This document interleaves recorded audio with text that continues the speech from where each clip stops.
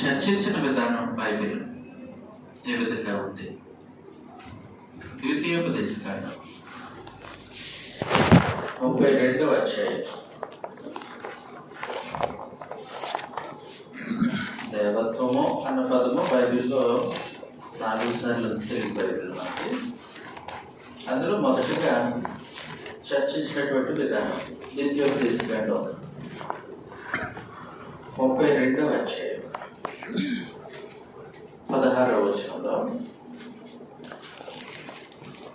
వారు అన్యదేవతల చేత ఆయనకు రోషము పుట్టించిరి, హేయకృత్యముల చేత ఆయనను కోపింపజేసిరి. వారు దేవత్వము లేని దెయ్యములకు, తామెరుగని దేవతలకును, క్రొత్తగా పుట్టిన దేవతలకును, తమ పితరులు భయపడని దేవతలకును బలి అర్పించిరి. ఇక్కడ సంగతులు మాట్లాడుతూ ఉన్నారు. 16వ వచనంలో ప్రత్యేకించి, వారు అన్యుల దేవతల చేత ఆయనకు రోషం పుట్టించుతుంది. అన్యుల దేవతల గురించి ఆయన ఏమన్నారంటే, దేవత్వము లేని దయ్యములు. ఈ సంగతులు కానాను భూభాగంలో ఇశ్రాయేలీలు చూశారు. వారు అరణ్య ప్రయాణంలో అనేక సార్లు దేవత్వము లేని దయ్యములకు, తాము ఎరుగని దేవతలకు, క్రొత్తగా పుట్టిన దేవతలకు, తమ పితరులు భయపడని దేవతలకు బలి అర్పించారు అని అన్నాడు. కాబట్టి ఇక్కడ మనం దేవత్వము అనే సంగతిని చూస్తాం. ఇది లోకములో దేవతలు, దయ్యములు అని పిలువబడుతున్న వాటన్నిటికంటే భిన్నముగా ఈ పదం ఉపయోగించబడింది, దేవత్వము. ఓకే, వాస్తవానికి చదువుతాం. కొరింథీయులకు రాసినటువంటి మొదటి పత్రిక 8వ అధ్యాయం. కొరింథీయులకు రాసినటువంటి మొదటి పత్రిక 8వ అధ్యాయం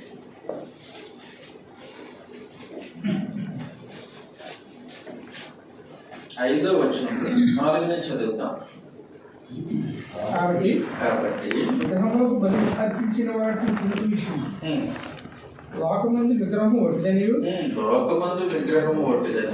ఒక్కడే దేవుడు తప్ప వేరొక దేవుడు లేడని ఎరుగుదుము. ఒక్కడే దేవుడు తప్ప వేరొక దేవుడు లేడని ఎరుగుదుము. కాబట్టి లోకమందు దేవుడు అని పిలువబడుతున్నవి చాలా ఉన్నాయి. దానికి భిన్నమైనటువంటి ఆయన ఉన్నారు. ఆయనకు ఆపాదింపబడేది దైవత్వం. కాబట్టి 5వ వచనంలో కూడా దేవతలు అనబడిన వారును, ప్రభువులు అనబడిన వారును అనేకులు ఉన్నారు. ఆకాశమందైనను భూమి మీదనను దేవతలు అనబడిన ఉన్నను మనకు ఒక్కడే దేవుడు ఉన్నాడు. కాబట్టి ఆయనకు దైవత్వము ఉన్నట్టు గ్రంథం చర్చించింది మొదటి ప్రారంభంలో. కాబట్టి ద్వితీయోపదేశకాండం 32వ అధ్యాయం 16వ వచనంలో, ఇశ్రాయేలీలతో నిబంధన చేసినటువంటి నిబంధన దేవుడు దేవత్వము తాను కలిగి ఉన్నట్టు, ఇక లోకంలో లోకస్తుల చేత దేవుడు అని పిలువబడుతున్నటువంటి దేనికి దేవత్వం లేనట్టు ఆయన అక్కడ నిర్ధారించారు. మీకు దేనికి దేవత్వం లేదు, ఆయనకు దేవత్వం ఉంది అని సంగతిని నిర్ధారించారు. అందువలన ఇందాక మనం సహోదరులు చదివినటువంటి లేఖన భాగం అపోస్తుల కార్యగ్రంథం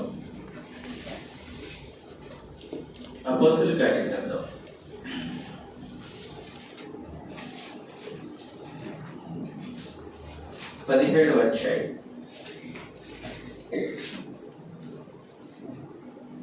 29వ వచనంలో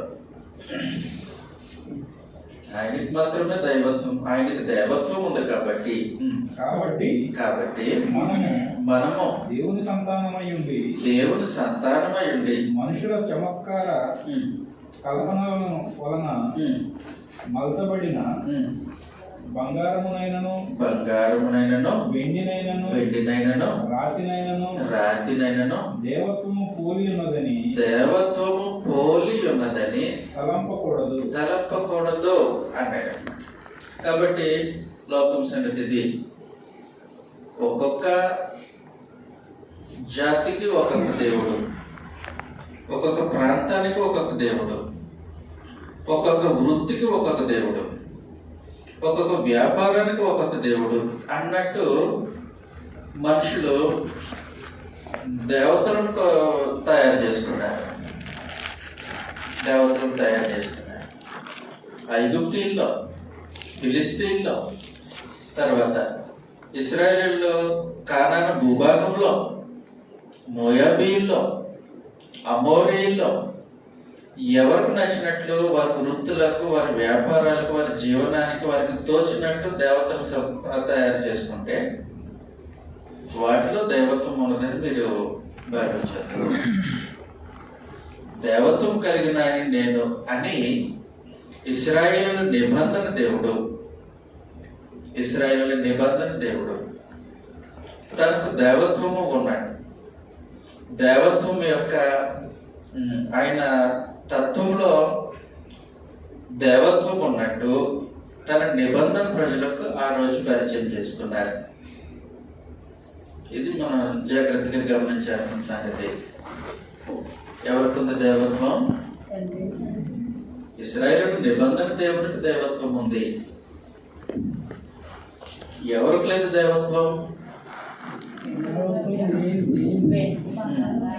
బంగారము, వెండి, రాళ్లతో మలచబడిన దేనికి దేవత్వం లేదు.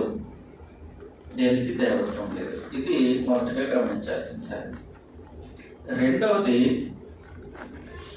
పుట్టిన వాటికి దేవత్వం ఉండదు. పుట్టిన వాటికి దేవత్వం ఉందంటే సృష్టింపబడిన వాటికి దేవత్వం ఉండదు అని అర్థం. ఇదే ద్వితీయోపదేశకాండం 32వ అధ్యాయం. ద్వితీయోపదేశకాండం 32వ అధ్యాయం 16వ వచనంలోనే వారు అన్యుల దేవతల చేత ఆయనకు రోషము పుట్టించిరి. హేయ కృత్యముల చేత ఆయనను కోపింపచేసిరి. వారు దేవత్వము లేని దయ్యములకు, అదిగోండి తాము ఎరగని దేవతలకు, అదిగోండి తాము ఎరగని దేవతలు అంటే క్రొత్తగా పుట్టాయి. కాబట్టి క్రొత్తగా పుట్టిన వాటికి దైవత్వం ఉండదు.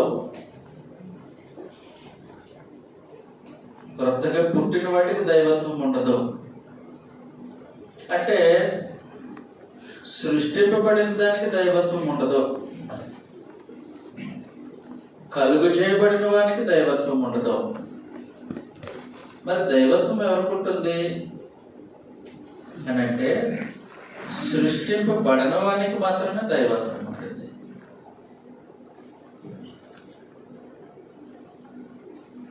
అంటే ఎవరికైతే ప్రారంభం ఉండదో వారికి దైవత్వం ఉంటుంది.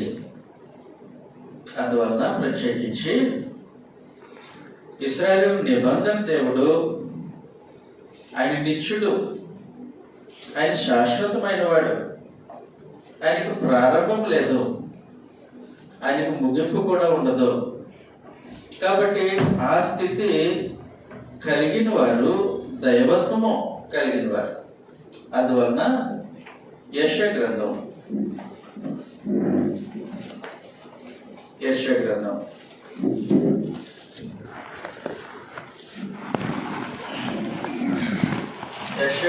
50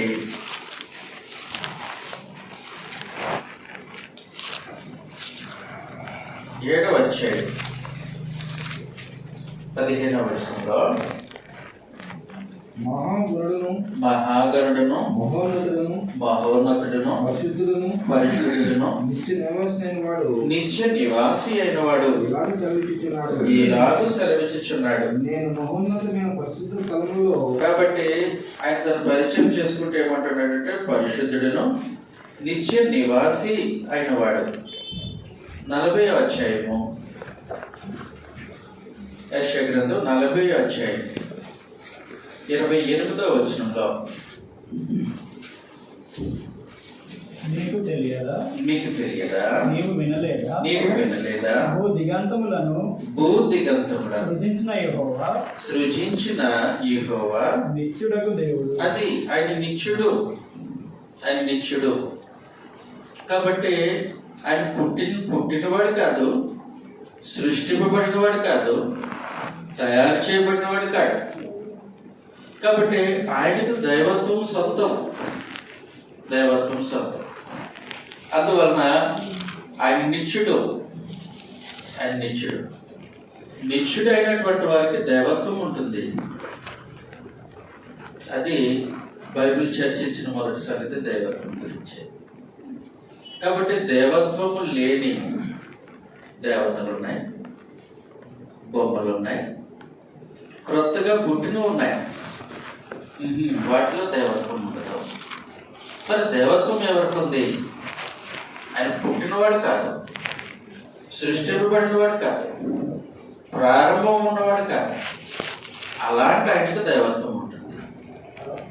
కాబట్టి గ్రంథం ప్రారంభంలో దైవత్వం అనే సంగతిని చర్చించడం ప్రారంభించినప్పుడు ఎవరికి దైవత్వము అన్నప్పుడు నిత్యుడు, శాశ్వతమైన వారికి దైవత్వం.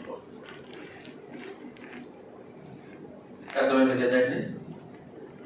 అలాంటప్పుడు ఒక చిన్న సంగతి మీకు ఈ సమయంలో తెలియజేసేసి మళ్ళీ తరగతిలోకి ముందుకు పెట్టుకుందాం. ఇలాంటి నిత్యులు ఎంతమంది? ప్రారంభం లేని వారు ఎంతమంది? నిత్యులైనటువంటి వారు ఎంతమంది అని చర్చించినప్పుడు గ్రంథం స్పష్టంగా తెలియజేసింది. ఏమని తెలియజేసింది అంటే ప్రారంభం లేని వారు తండ్రి అయిన దేవునితో పాటు ఇంకొకరు ఉన్నారు. అది యోహాను సువార్త 17వ అధ్యాయం. యోహాను సువార్త 17వ అధ్యాయం 5వ వచనంలో తండ్రి కాబట్టి పుట్టుక అనేది ప్రారంభం కాక మునిపే, లోకము పుట్టక మునుపు నీ యొద్ద నాకు ఏ మహిమ ఉండెనో ఆ మహిమతో నన్ను ఇప్పుడు నీ యొద్ద మహిమపరచుము. కాబట్టి పుట్టుక క్రొత్తగా పుట్టని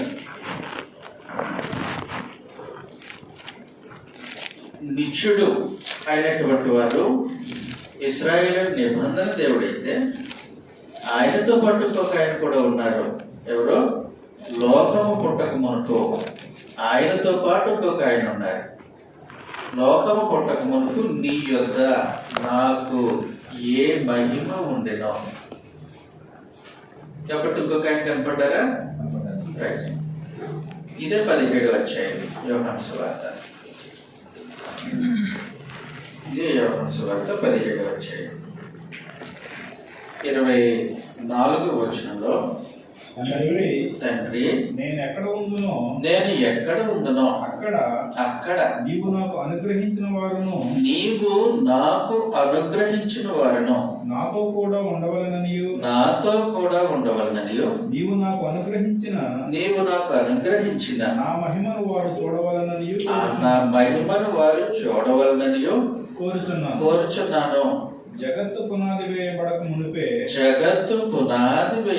మునుపే నీవు నన్ను ప్రేమించితివి. కాబట్టి జగత్తు పునాది వేయబడక మునుపే అనే సంగతి, లోకము పుట్టక మునుపే అనేది సంగతి మనం తీసుకుని వెళ్తుంది. అంటే పుట్టుక అనేది ప్రారంభం కాక మునుపే. పుట్టుక అనేది ప్రారంభం కాక మునిపే, సృష్టింపబడడం అనేది జరగక మునిపే, జగత్తు పునాది వేయబడక మునిపే నువ్వున్నావు, నేనున్నాను, నీవు నన్ను ప్రేమించావు.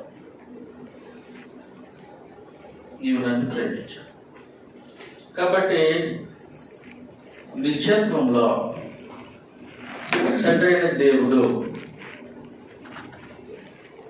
దైవత్వం కలిగిన వారైతే, ఆయనతో పాటు దైవత్వం కలిగినటువంటి ఆయన ఇంకొక ఆయన ఉన్నారు. వారెవరనంటే ప్రభు అయిన యేసు. అది యోహాను సువార్త 1వ అధ్యాయం. ఇక్కడికి తర్వాత వద్దాం. 1 పేతురు పత్రిక 1వ అధ్యాయం 19-20 వచనాలు చదువుతాం. అమూల్యమైన రక్తము చేత అనగా నిర్దోషమును నిష్కలంకమగు గొర్రెపిల్ల వంటి క్రీస్తు రక్తము చేత విమోచింపబడితిరని మీరు ఎరుగుదురు కదా. ఆయన జగత్తు పునాది వేయబడక, ఆయన అంటే ఎవరో? ప్రభు అయిన యేసు. జగత్తు పునాది వేయబడక మునుపు అంటే ఎప్పుడు? జగత్తు పునాది వేయబడక మునుపు అంటే లోకం పుట్టక మునుపు అనాదిలో నీవు నన్ను నియమించితివి. కాబట్టి పుట్టుక అనేది ప్రారంభం కాక మునుపు, సృష్టి అనేది ప్రారంభం కాక మునుపు దేవత్వం కలిగిన క్రీస్తు ప్రభు తండ్రి దేవుడు ఉన్నారు నిత్యత్వంలో. ఆయనతో పాటు నిత్యత్వంలో క్రీస్తు ప్రభు ఉన్నారు. ఆయన కొత్తగా పుట్టిన వారు కాదు, కల్పింపబడిన వారు కాదు, ఉన్నవారు దేవునితో పాటు. కాబట్టి ఆయన నిత్యుడు.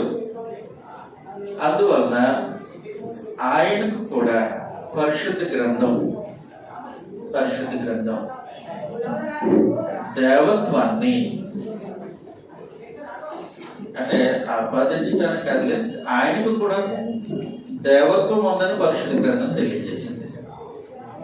చదువుతాం అప్పుడు హెబ్రీయులకు రాసినటువంటి పత్రిక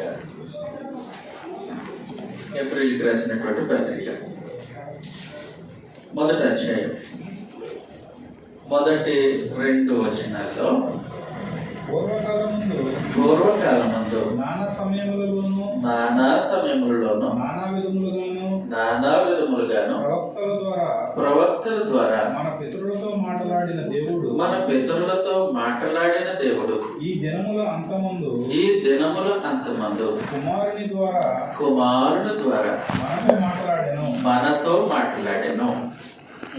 చదివేసి ఆయన కుమారుని సమస్తమును వారసునిగా నియమించెను. ఆయన ద్వారా ప్రపంచములను నిర్మించెను.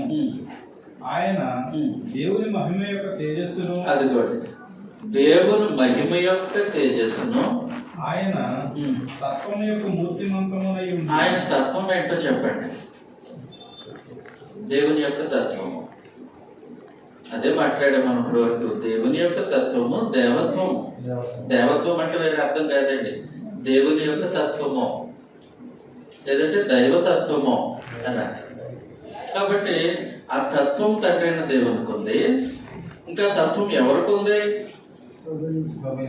అది. కాబట్టి ఆయన తత్వం యొక్క మూర్తిమత్వము అని అన్నాడు. ఆయన తత్వం యొక్క మూర్తిమత్వము. కాబట్టి దేవత్వం కలిగిన వారు తండ్రి అయినటువంటి దేవుడు, అలాగే దేవత్వం కలిగినటువంటి వారు ప్రభు అయిన యేసు. చాలా మంది ప్రశ్న, ప్రభు అయిన యేసు దేవత్వం కలిగిన వారు ఎప్పుడు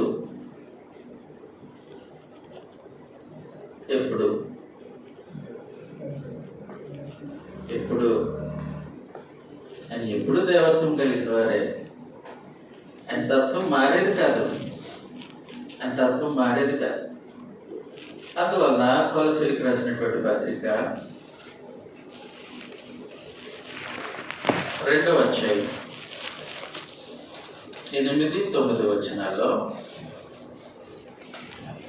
ప్రత్యేకించి 8, 9 చదువుతాం.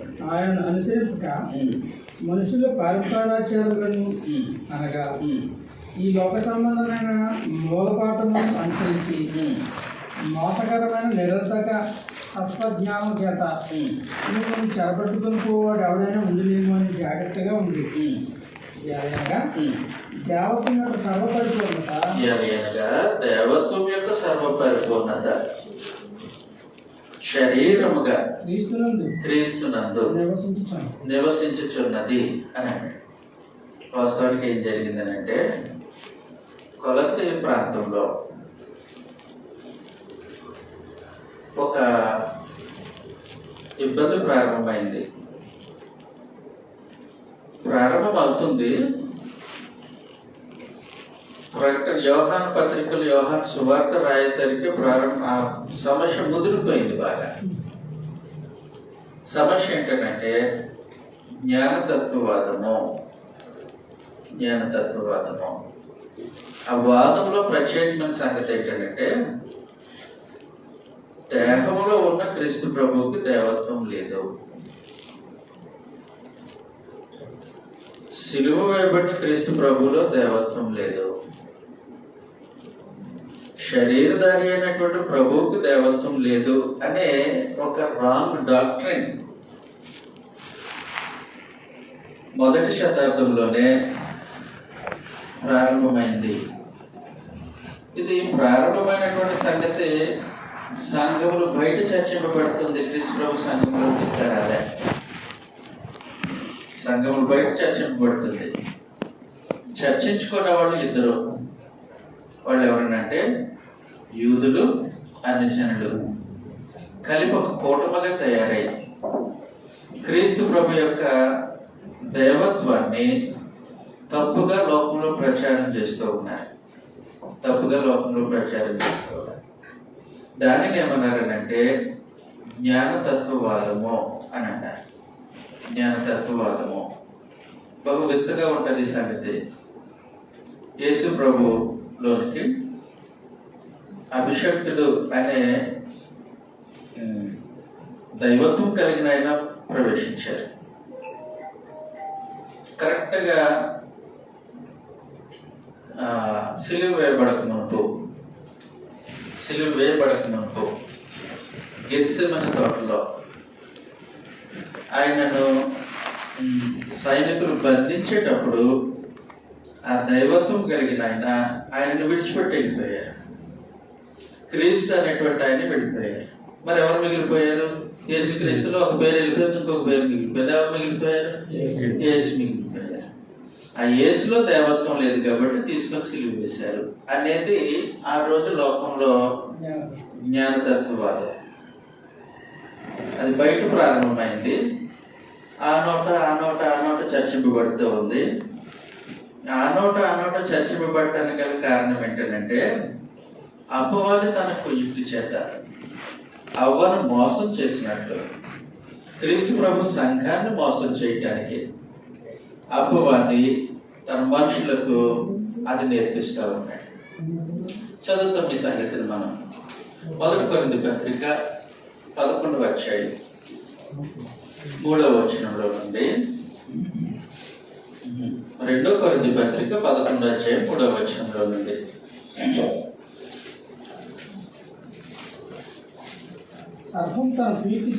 సర్పము తన కుయుక్తి చేత అవ్వను మోసపరిచినట్లు మీ మనస్సులను చెరపబడి క్రీస్తు ఎడలనున్న సరళత నుండి పవిత్రత నుండి ఎట్లైనను తొలగిపోవునేమో అని భయపడుచున్నానని అపోజిట్ పౌలు అన్నాడు. కాబట్టి క్రీస్తు నందున్న సరళత నుండి మనుషులను తొలగించడానికి సర్పం తన కుయుక్తిని ఏదైనా తోటలో ఉపయోగించినట్లు అపవాది తన కుయుక్తిని ఉపయోగిస్తాడు. ఉపయోగించడానికి పగ్గాలు వేసేసాడు. మనుషులు చర్చిస్తూ ఉన్నారు. అది జ్ఞానం కింద ఉంది. అది జ్ఞానం కింద ఉంది. ఆ డాక్టర్కి కింద కాంప్రమైజ్ అయ్యారు. యూదులు కాంప్రమైజ్ అయ్యారు, అన్ని జనులు కాంప్రమైజ్ అయ్యారు. వీళ్ళిద్దరికీ అది జ్ఞానం. వీళ్ళిద్దరికీ అది జ్ఞానం. కానీ వాస్తవానికి క్రీస్తు ప్రభు క్రీస్తు సంఘానికి జ్ఞానం అయి ఉన్నారు. మొదటి కొరింథీ పత్రిక 1వ అధ్యాయం. లోకంలో వాళ్ళకి జ్ఞానం ఏంటంటే జ్ఞానతత్వవాదం. మొదటి కొరింథీ పత్రిక 1వ అధ్యాయం 24వ వచనంలో ఆయన యూదులకు ఆటంకముగాను అన్యజనులకు విరుతాముగాను ఉన్నాడు. కానీ యూదులకేమి గ్రీస్ దేశస్తులకేమి పిలువబడిన వారికే క్రీస్తు దేవుని శక్తియు దేవుని జ్ఞానమై ఉన్నాడు. కాబట్టి పిలువబడిన వారికి క్రీస్తు ప్రభువే జ్ఞానమై ఉన్నారు. బయట ఉన్న వాళ్ళకి జ్ఞానతత్వవాదం ఉంది. బయట ఉన్న వాళ్ళకి ఏముందండి? జ్ఞానతత్వవాదం. కాబట్టి వాళ్ళు ఏమంటారనంటే దేహంలో ఉన్నది దైవము కాదు, దేవత్వము పదార్థములో నివసించదు. కాబట్టి క్రీస్తు ప్రభు అనేటువంటి శరీరాన్ని ధరించుకొని వచ్చినప్పుడు ఆయనలో దైవత్వం లేదు అనేది వాళ్ళ వాదన. మీరు తప్పు మాట్లాడుతున్నారు. ఎవరు తప్పు మాట్లాడుతున్నారు? బయట వాడు తప్పు మాట్లాడుతున్నారు. పిలువబడిన వారు తప్పు మాట్లాడుతూ ఉన్నారు. క్రీస్తునకు వెలుపటి ఉండి తప్పు మాట్లాడుతూ ఉన్నారు. జాగ్రత్త పడండి కొలసీలు ఉన్నటువంటి పరిశుద్ధులారా అని ఈ మాట ప్రస్తావించారు. చదువుతాం ఈ సంగతి మనం ఇప్పుడు. కొలసీలకు రాసినటువంటి పత్రిక 2వ అధ్యాయం. అందుకే 8, 9 వచనాలు కూడా చదవాలి. ఆయనను అనుసరింపక మనుషుల పారంపర్య ఆచారాలు ఇప్పుడు అనుసరించాల్సింది క్రీస్తు ప్రభువుని. కానీ ఆయనను అనుసరింపక మనుషుల పారంపర్యాచారములను అనగా ఈ లోక సంబంధమైన మూలపాఠమును అనుసరించి మోసకరమైన నిరర్ధక తత్వజ్ఞానం. వరకు మనం మాట్లాడుకున్నది అది నిరర్ధక తత్వ జ్ఞానము. ఈ నిరర్ధక తత్వ జ్ఞానము క్రీస్తు ప్రభువుకు దైవత్వం లేదని బోధించే జ్ఞానం అది. శరీరంలోని క్రీస్తు ప్రభువుకు దైవత్వము ఆపాదించకూడదు అని బోధించేటువంటి ఒక బోధది. దానిని నిరర్ధక తత్వజ్ఞానము అని అన్నాడు.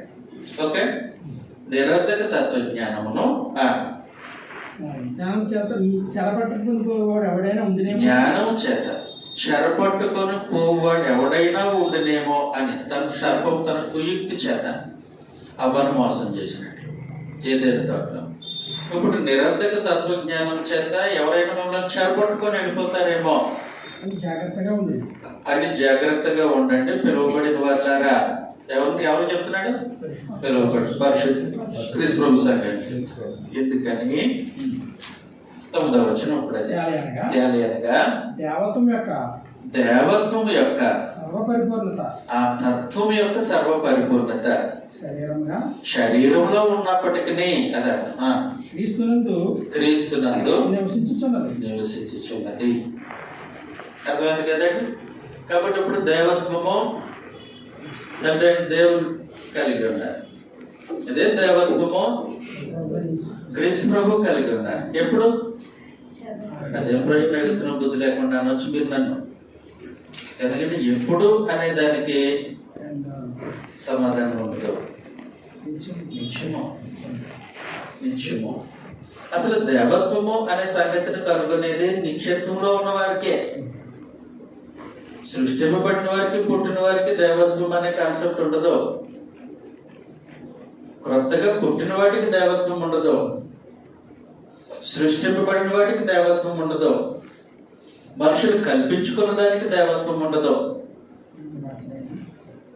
దేవత్వం కలిగి ఉండేది నిత్యత్వంలో ఉన్నవారికి. సృష్టింపబడిన వాటికి దేవత్వం ఉంటుంది. కాబట్టి ఆ కోణంలో క్రీస్తు ప్రభు క్రీస్తు ప్రభు లోకం పుట్టక మునిపే ఉన్నవాడు, జగత్తు పునాది వేయబడక వైపు ఉన్నవాడు, జగత్తు పునాది వేయబడక మునిపే ఉన్నవాడు, దేవుని యందు ఉన్నవారు, దేవుడై ఉన్న ఆయన, దేవుడై ఉన్న ఆయన. ఆయనకు దైవత్వం యొక్క సర్వ పరిపూర్ణత ఉంది. ఆయన దేవుని యొక్క తత్వం యొక్క మూర్తిమత్వం ఆయన ఎప్పుడు ఎల్లప్పుడు. మానవ దేహాన్ని ధరించుకొని భూమి మీదకి వచ్చినప్పుడు కూడా, మానవ దేహాన్ని భూమి మీద ధరించుకొని వచ్చినప్పుడు కూడా దైవత్వం కలిగి వాడు. కాబట్టి దేవత్వము అనే సంగతిని నిత్యులైనటువంటి వారికి గ్రంథము చూపిస్తూ ఉంటే అందులో తండ్రి అయిన దేవుడు ఉన్నారు, రెండవది ప్రభు చేస్తున్నారు. మరి పరిశుద్ధాత్మ, దేవుని ఆత్మ, లేదంటే యెహోవా ఆత్మ అని పిలువబడినటువంటి ఆయనను కూడా నిత్యుడు అని గ్రంథం అంది. ఏప్రిల్కి రాసినటువంటి పత్రిక, ఏప్రిల్కి రాసినటువంటి పత్రిక 9వ అధ్యాయం 14వ వచనంలో నిత్యుడగు ఆత్మ ద్వారా నిత్యుడగు ఆత్మ ద్వారా తన్ను తాను దేవునికి నిర్దోషిగా అర్పించుకొనిన తను తాను దేవునికి నిర్దోషిగా అర్పించుకొనిన క్రీస్తు యొక్క రక్తము నిర్జీవ క్రియలను విడిచి అని మాట్లాడేది. కాబట్టి నిత్యుడగు ఆత్మ, నిత్యుడగు ఆత్మ అంటే సృష్టింపబడిన ఆయన కాదు, కలుగు చేయబడిన ఆయన కాదు, క్రొత్తగా పుట్టిన ఆయన కాదు. వారికి ఏముంటుంది? దేవత్వం. కాబట్టి గ్రంథము దైవత్వము అనే సంగతిని చర్చించడం ప్రారంభించింది ఈ రూపంలో. అర్థమవుతుంది కదా? కాబట్టి దేని పడితే దాన్ని దేవత్వం అంటానికి గ్రంథం ఒప్పుకోదు, దేని పడితే దాన్ని దేవత్వం అంటానికి గ్రంథం అంగీకరించదు. దేవత్వము అది నిత్యత్వానికి సంబంధించిన సంగతి, నిత్యత్వానికి సంబంధించిన సంగతి. ఇది వాస్తవానికి దైవత్వం కూర్చున్నటువంటి గ్రంథం చర్చించిన విధానం. అందువల్ల రోమిలికి రాసినటువంటి పత్రిక, రోమిలికి రాసినటువంటి పత్రిక మొదటి అధ్యాయం 19వ వచనంలో ఎందుకనగా దేవుని గురించి తెలియసత్యమైనదేదో అది వారి మధ్య విశుద్ధమై ఉన్నది. దేవుడు అది వారికి విశదపరచను. ఆయన అదృశ్య లక్షణములు, దేవుని యొక్క అదృశ్య లక్షణములు అనగా ఆయన నిత్య శక్తి దేవత్వమును జగతోత్పత్తి మొదలుకొని సృష్టింపబడిన వస్తువులను ఆలోచించుట వలన తేటపరచబడుచున్నవి కనుక వారు నిరుద్ధులై ఉన్నారు అని అన్నాడు. కాబట్టి దేవత్వము తండ్రి అయినటువంటి దేవుడు కలిగి ఉన్నారు, దేవత్వము ప్రభు అయిన యేసు, దేవత్వము ఇంకెవరు పరిశుద్ధాత్మ కలిగి ఉన్నారు. అది దేవత్వం గురించి గ్రంథం చర్చించినటువంటి సంగతి. అయితే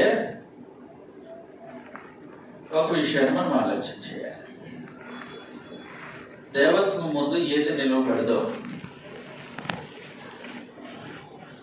పుట్టింపబడింది ఏది నిలబడదో,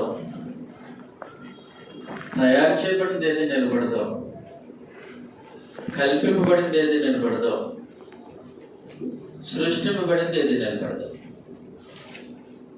సృష్టింపబడింది ఏది నిలబడదు. అందువలన దేవత్వం కలిగిన ఆయన ముందు దేవత్వం లేని ఏ సంగతి నిలబడదు. స్పష్టంగా గ్రహించాలి మీరు. అందుకే ఐగుప్తు దేశంలో ఇశ్రాయేలీయులు 430 సంవత్సరాలు ఇంచుమించుగా ఐగుప్తు దేశంలో ఉన్నప్పుడు పరమదేవుడు వారిని విడిపించాలని అనుకున్నారు. ఆయన విడిపించాలని అనుకున్నప్పుడు మోషేను నాయకుడిగా నియమించి పంపించాడు. మోషేను నాయకుడిగా నియమించి పంపిస్తే మరి నన్ను నమ్మరు అన్నాడు మోషే. నిన్ను నాయకుడిగా ఇశ్రాయేలు అంగీకరించేటట్లు, మరో గుర్తించేటట్లు చేసేది నేను అని చెప్పి పంపించారు. ఓ పని చేయి, నీ చేతిలో ఉన్న కర్ర తీసి పడేయి అన్నాడు. పాము అయిపోయింది. పాము మళ్ళా దాన్ని తోకను పట్టుకో, మళ్ళా తన చేతి కర్ర అయిపోయింది.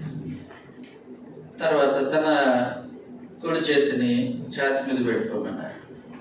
పెట్టుకున్నాడు. పెట్టుకొని తెస్తే కుష్ఠరోగం వచ్చింది చేతి.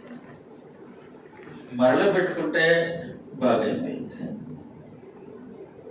బయలుదేరాడు. బయలుదేరిన తర్వాత ఫరో ముందు ఛాలెంజింగ్గా కనపట్టుకొని మా వాడు పోనీ అన్నాడు. ఇశ్రాయేలును పోనీరు, మా దేవుడు మేము ఉత్సవం చేయాలి కాబట్టి మేమందరం అరణ్యంలోకి వెళ్ళి మా దేవునికి ఉత్సవం చేసి తిరిగి వస్తాం, నువ్వు పోనీ అన్నాడు. నీ మాట విని ఈ జనాంగాన్ని పోనివ్వటానికి నువ్వు చెప్పిన యెహోవా ఎవరు అనేసాడు. యెహోవా ఎవరనంటే కనబడేశాడు. కనబడేస్తే మోషే కనబడేస్తే పాపం అయింది అని చెప్పాలి. మోషే కర్ర ఒకటే పాపం అయిందా?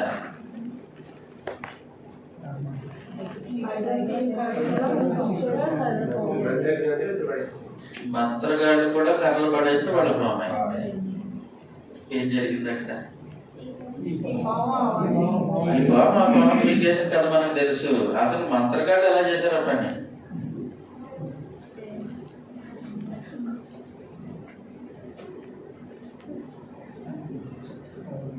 మంత్రగాళ్ళు ఎలా చేశారు?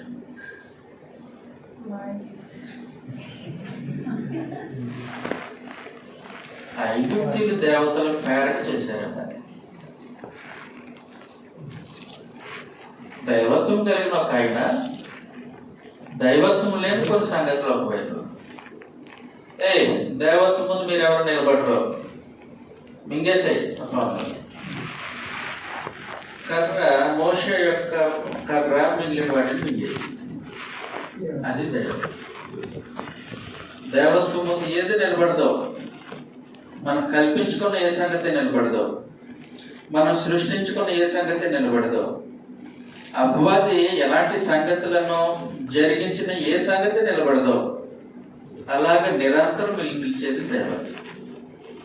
కాబట్టి 10 తెగుళ్ళ చేత ఇశ్రాయేలును కొట్టి పడేసిన తర్వాత పరిశుద్ధ గ్రంథము ఆ సంగతిని వర్ణించిన తీరు మనం ఒకసారి ఆలోచన చేయాలి.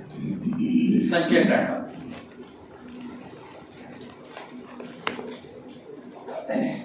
సంఖ్యాకాండం 33వ అధ్యాయం 3-4 వచనాలు చదువుతాం. సంఖ్యాకాండం మొదట 33వ అధ్యాయం 3-4 వచనాలు.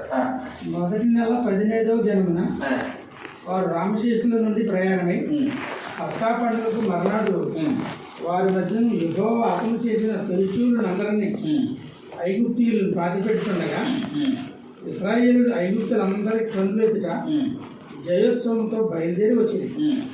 అప్పుడు ఐగుప్తీయులు దేవతలకు యెహోవా తీర్పు తీర్చి ఇశ్రాయేలు రామశేషుల నుండి బయలుదేరి సుక్కోతులో దిగింది. సుక్కోతులో నుండి వారు బయలుదేరి అరణ్యం కలనున్న 4వ వచనం ప్రత్యేకించి అప్పుడు ఐగుప్తీయుల దేవతలకు యెహోవా తీర్పు తీర్చి, అది సంగతి. కాబట్టి దేవత్వం యొక్క పరిపూర్ణత అంటే దేవత్వం కలిగినటువంటి వ్యక్తి, దేవత్వము లేని సంగతులు. కాబట్టి దైవత్వం ముందు ఏది నిలబడదో అది మనం గ్రహించాల్సిన సంగతి. బైబిల్ చర్చించిన విధానం దైవత్వం గురించి. మనుషులు పొడుచుకుంటున్నారు ఈ మధ్యలో. బైబిల్ చర్చించిన విధానంలో దైవత్వాన్ని చూడాల్సిన అవసరం ఉంది. దైవత్వము, ఆ తత్వం ముందు ఏది నిలబడతాం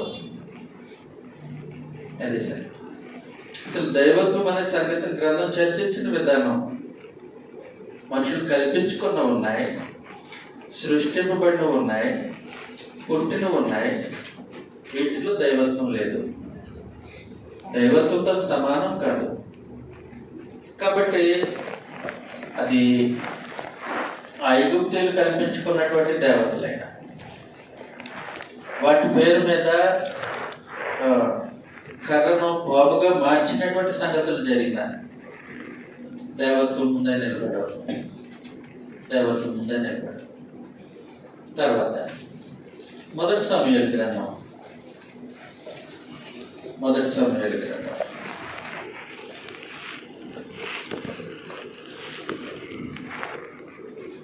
మొదటి సమూయేలు గ్రంథం. ఏలీ న్యాయాధిపతిగా ఉన్నాడు, యాజకుడుగా ఉన్నాడు. ఏలీ న్యాయాధిపతిగా యాజకుడిగా ఉంటే దేవుని మందిరంలో అపచారం జరుగుతుంది. దేవుని మందిరంలో పాపం జరుగుతుంది. అప్పుడు పరమదేవుడు తన నిబంధన ప్రజలైనటువంటి ఇశ్రాయేలీయులను ఫిలిష్తీయుల చేతికి అప్పగించేశాడు. ఫిలిష్తీయుల చేతికి అప్పగించడానికి దేవుడు ఉద్దేశించినప్పుడు ఫిలిష్తీయులకి ఇశ్రాయేలీకి యుద్ధం జరిగింది. యుద్ధంలో ఏం చేస్తారనంటే, సాధారణంగా అప్పట్లో పూర్వకాలంలో జరిగిన యుద్ధాల విధానం అన్నమాట. యుద్ధంలో ఏం చేస్తారంటే, ఆ శత్రు దేశాల వారు కొలిచే దేవత, యుద్ధ విజయాలు దేవత ఒకటి ఉంటారు, లేదంటే వాళ్ళు కొలిచేటువంటి రూపం ఒకటి ఉంటారు. ఆ రూపాన్ని యుద్ధ భూమిలోకి తీసుకొస్తారు. వాళ్ళ దేవుడిని తీసుకెళ్తే మనం కూడా మన రూపాన్ని తీసుకెళ్దాం అనుకున్నారు. ఎవరు? ఇశ్రాయేలు. కాబట్టి వీళ్ళు ఏం చేశారనంటే, దేవుని మందసానికి యుద్ధానికి సంబంధం ఏంటి? ఇది అన్ని జనుల ఆచారం, వాళ్ళు అవలంబించాలన్న పద్ధతి. కాబట్టి దేవుని మందసాన్ని తీసుకొని వెళ్ళారు. దేవుని మందసాన్ని తీసుకొని వెళ్ళి ఇశ్రాయేలు ఓడిపోయారు. ఇశ్రాయేలు ఓడిపోయారనంటే ఫిలిష్తీయుల మనసులో భావం ఏంటంటే, మన దేవుడు ముందాల దేవుడు ఓడిపోయాడు. మన దాగోను దేవత ఆయన ముందు ఇశ్రాయేలు దేవుడు ఓడిపోయాడు. మన బొమ్మ వచ్చింది, వాళ్ళ మందసం వచ్చింది. మందసం ఓడిపోయింది, దేవుడు ఓడిపోయాడు, ఇశ్రాయేలు దేవుడు ఓడిపోయాడు, మన బొమ్మకి.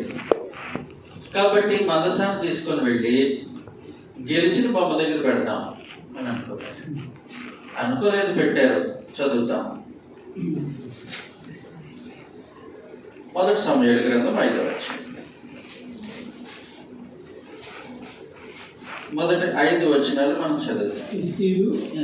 దేవుడి మనసును పట్టుకుని ఎబెనేజర్ నుండి అష్టరోధులను తీసుకుని వచ్చి దాగోను గుడిలో దాగోను ఎదుటి నుంచి.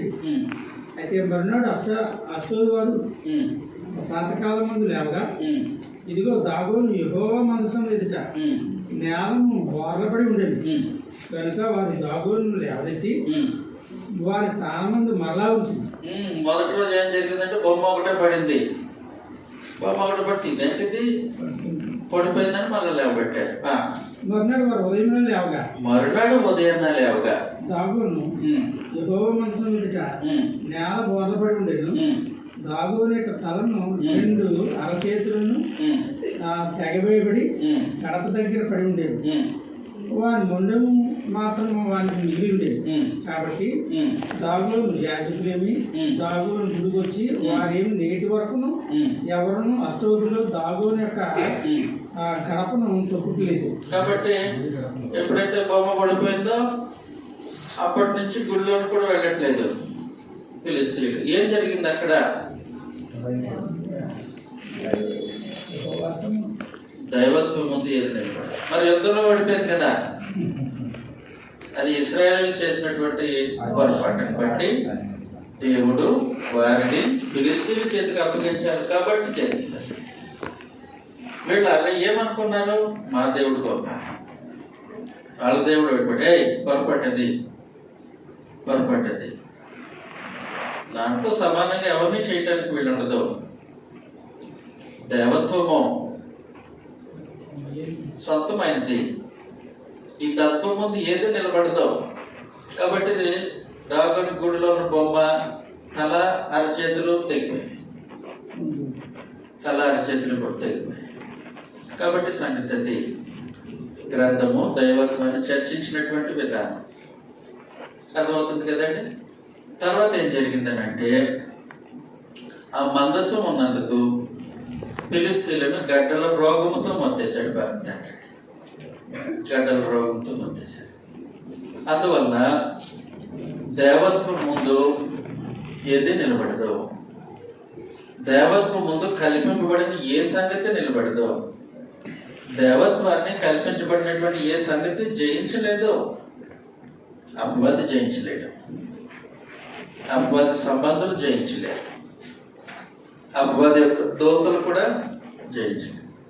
ఆ స్థితిలో దేవత్వం చర్చింపబడింది పరిశుద్ధ గ్రంథంలో. ఓకేనండి. కాబట్టి ప్రత్యేకించి ఆ రోజుల్లో ఇశ్రాయేలు నిబంధన దేవుణ్ణి ఏమని పిలిచారనంటే, కీర్తన గ్రంథం 136వ అధ్యాయం 2వ వచనంలో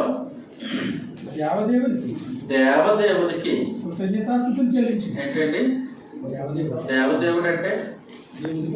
నువ్వు ఎవరినన్నా దేవుడు అనుకో.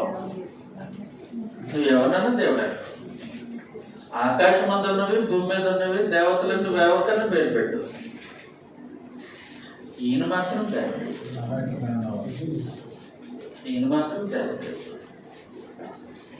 దేవదేవుడు అంటే దేవుడికే దేవుడు అని అర్థం, వేరే అర్థం కాదు. దేవుడికే దేవుడు. ఓకే. ఆ స్థితిలో ఉన్నటువంటి వారికి దైవత్వము గ్రంథము ఆపాదించింది. ఆ స్థితిలో ఉన్నటువంటి వారిని గ్రంథము దైవత్వం కలిగిన వారిగా సంబోధించింది. చిన్న బ్రేక్ ఇస్తానండి. ఎంతమంది దైవత్వం కలిగిన వారు? ఓకే. దేవుడు దైవత్వం కలిగిన వారు, ప్రభు అయిన యేసు దైవత్వం కలిగిన వారు, నిత్యుడు పరిశుద్ధాత్మ దైవత్వం కలిగిన వారు. ఓకే. ఈ దైవత్వం కలిగినటువంటి ఈ ముగ్గురిలో ఎవరు ఏంటి? ముగ్గురు వ్యక్తులు, విభిన్నమైన పనులు. ఎవరు ఏంటనే సంగతిని వరుస క్రమంలో మనం ఆలోచించడానికి ప్రయత్నించాలి. చిన్న ప్రయత్నిస్తాం.